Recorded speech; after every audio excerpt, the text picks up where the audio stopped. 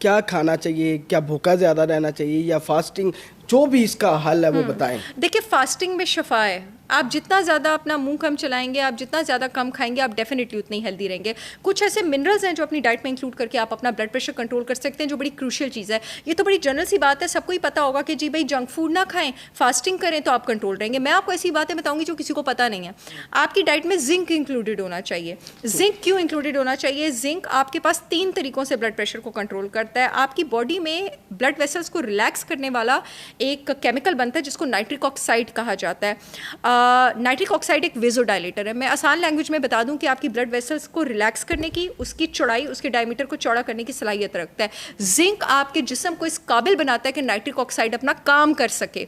दूसरा, जिंक आपकी बॉडी में एक एंटीऑक्सीडेंट होता है, एसओडी, जिसको सुपर ऑक्साइड डिस्म्यूटेज कहा जाता है, उसको एक्टिव करता है। सुपर ऑक्साइड डिस्म्यूटेज जिस्म में बनने वाला सबसे पावरफुल सोजिश कम करने वाला और ब्लड वेसल्स को साफ करने वाला एंटीऑक्सीडेंट है।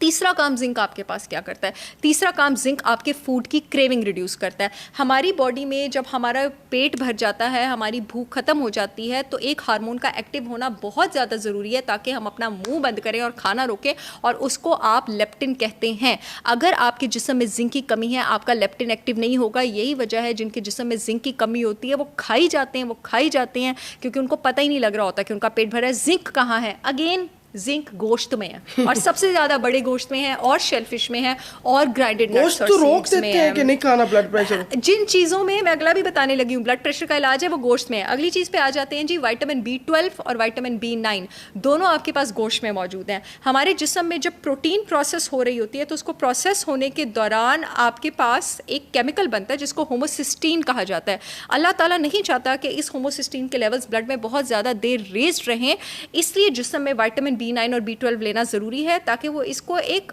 कम टॉक्सिक केमिकल में कन्वर्ट कर ले। जो लोग गोश्त नहीं लेते हैं उनके जिस्म में B9 और B12 की कमी होती है और होमोसिस्टीन ऊपर जाना शुरू हो जाता है।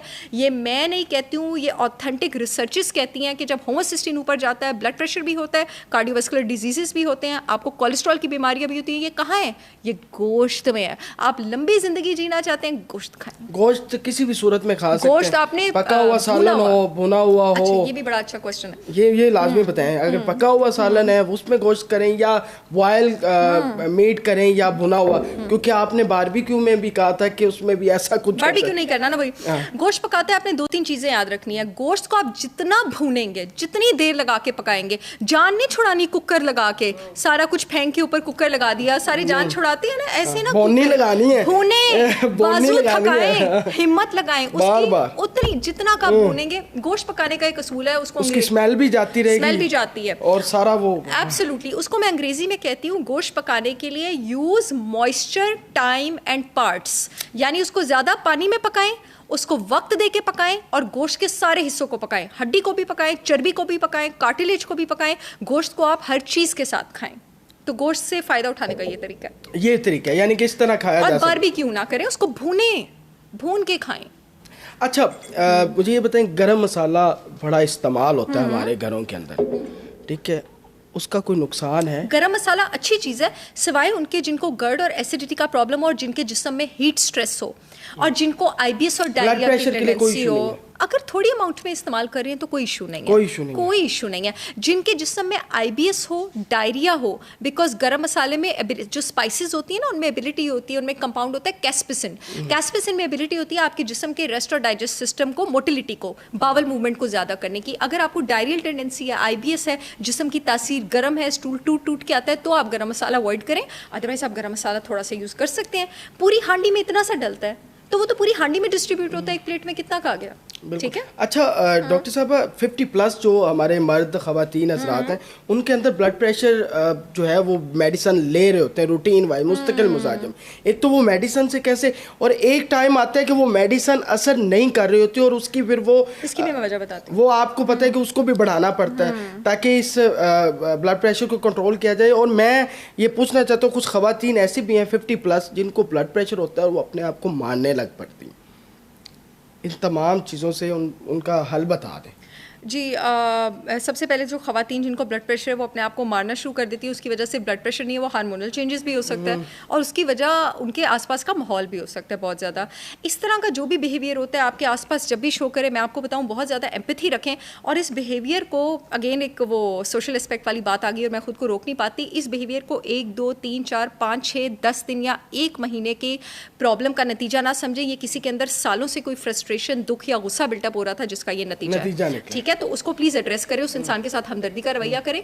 दूसरी चीज आपने क्या पूछी थी पहले वाली? मैंने ये पूछा था कि 50+ खवातीन जो मेडिसिन, मर्द भी मेडिसिन लेते रहते हैं लेकिन वो एक टाइम आता वो मेडिसिन भी असर करना छोड़ देती है। मैं आपको मजे की बात बताऊं, ये जो आपके पास पोटेशियम स्पेयरिंग डायरेटिक्स हैं और ये जो रेनिन एंजियोटेंसिन इनहिबिटर्स हैं, ये जो मैंने इतने मुश्किल से नाम बोले हैं ना, ये सबसे पॉपुलर ग्रुप ऑफ ड्रग्स हैं एंटी हाइपरटेंसिव्स की ब्लड प्रेशर कंट्रोल करने की। ये आपको पता है इनडायरेक्टली क्या करते हैं? सोचें क्या करते हैं ये इनडायरेक्टली जाके, इसलिए ये दवाइयाँ सिर्फ ब्लड प्रेशर की मैनेजमेंट है, उसका इलाज नहीं है। ये इनडायरेक्टली जाके काफ़ी साल बाद आपका इंसुलिन रेज कर देते हैं। तो इंसुलिन रेज करने की वजह से ही तो मैंने आपको बताया आपकी आर्टरी स्टिफ हो रही थी। आप सोचें कि शफा के लिए आप जो चीज़ ले रहे हैं वही कुछ साल बाद आपको जाके मजीद सजा देने वाली है। तो क्या होता है, आपकी डोज पे डोज बढ़ती जाती है क्योंकि वो आपको एक्ट ही नहीं कर रही होती। जब आप थोड़ी देर के लिए डोज बढ़ाते हैं फिर कंट्रोल आता है, फिर वो इंसुलिन रेज करती है। इसलिए बहुत ज़रूरी है कि इसको जड़ से आप रोकें। जिन मिनरल्स और वाइटामिन का मैं नाम ले रही हूँ, potassium, zinc, B9, B12, lifestyle changes, उसको अपनी लाइफ में इंक्लूड करें। वो उस उम्र में जाके वो मेडिसिन से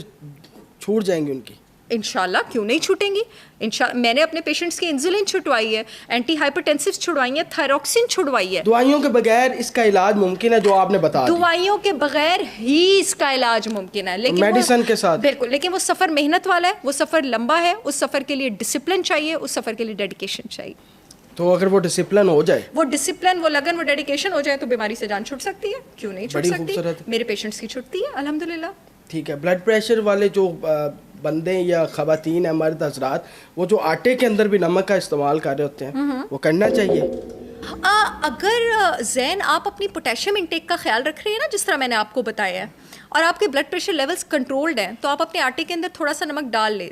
लेकिन आपको दिन में 1 से 2 टीस्पून से ऊपर नमक ऐड करना ही नहीं चाहिए क्योंकि खानों के अपने अंदर भी नमक मौजूद होता है। मैं अपने खानों में नहीं ऐड करती। जैसे अगर फॉर एग्जांपल मैं अपने घर में अपनी कुक से अपना गोश्त वगैरह भुनवाती हूँ तो मैं उसको कहती हूँ मत ऐड करो। गोश्त अपना घी तेल निकालेगा, थोड़ा ऐड कर दिया, अपना नमक निकालेगा, उस जायके की फिर आपको आदत हो जाती है। चावल, इसका तो दोनों मैं पूछूंगा, ब्लड प्रेशर और बैली से क्या ताल्लुक? बड़ा गहरा ताल्लुक है। आपको चावल खाने ही नहीं चाहिए बिला वजह। मैं तो चावल को चीट डे मानती हूँ उसको, तो बिल्कुल, बिकॉज चावल में आपके पास सारा स्टार्च और कार्बोहाइड्रेट होता है, बेली भी बढ़ाता है, और जो चीज़ आपकी बेली बढ़ाती है जैन, वो आपका इंसुलिन भी तो बढ़ा रही है ना, तो वो फिर आपका ब्लड प्रेशर भी बढ़ा। तो बॉइल्ड राइस भी नहीं खाने चाहिए? चाइनीज खाते हैं? चाइनीज तो और भी बुरे हैं। चाइनीज़ में आपको पता है जितने भी सारे चाइनीज़ रेस्टोरेंट्स हैं, वो खाने का इतना मज़ा क्यों आता है? क्योंकि उसमें आपके पास जो चीज़ इंक्लूडेड है उसको कहते हैं MSG, मोनोसोडियम ग्लूटामेट। अब ज़रा सुन लें मोनोसोडियम ग्लूटामेट क्या चीज़ है। जो चाइनीज़ राइस का मज़ा आता है वो इसकी वजह से आता है। ये सुन लीजिए ये चीज क्या है, ये आपके पास, हाँ, ये आपके पास टेस्ट बड्स को एक्सपैंड कर देता है। यानी खाना जितना मजे का नहीं है उतना आपको बताता है, आपकी एपेटाइट बढ़ाता है और इंसुलिन बढ़ाता है। तो चाइनीज राइस में तो ये ज्यादा होता है, सारे चाइनीज फूड में, मंचूरियन वगैरह, एवरीथिंग।